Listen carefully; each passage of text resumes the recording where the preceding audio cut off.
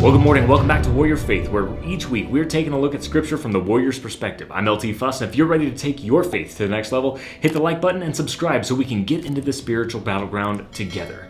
Two concepts today. First, know your enemy. Second, discipline.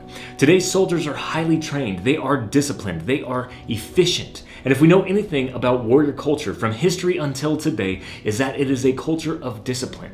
The disciplined lifestyle makes them more effective at fighting and winning their nation's wars. However, discipline is often painful. It's repetitive, monotonous, and it's uncomfortable, yet it's so good for us. It provides us purpose and understanding in every step. Our battle drills become muscle memory so that when the time comes to make every round count, we hit the mark. 1 Corinthians 9:26 and 27 says, "So I run with purpose in every step. I'm not just shadowboxing. I discipline my body like an athlete, training it to do what it should.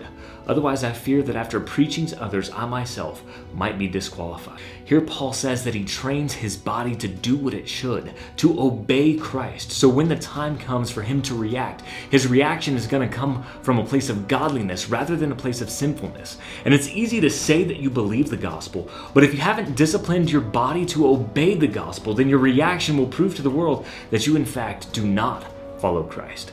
Thus our actions speak louder than our words and may disqualify your message. But Paul here also says that he's not just shadowboxing. He's not training for the fight, he's in the fight. He has a real enemy on the other end of those punches. It's himself. In this Christian life, our biggest enemy is our flesh. It's our own sinful nature, and it will tempt you, and it will mislead you, and it will misguide you. So know your enemy and stop feeding your flesh and discipline it to obey Christ.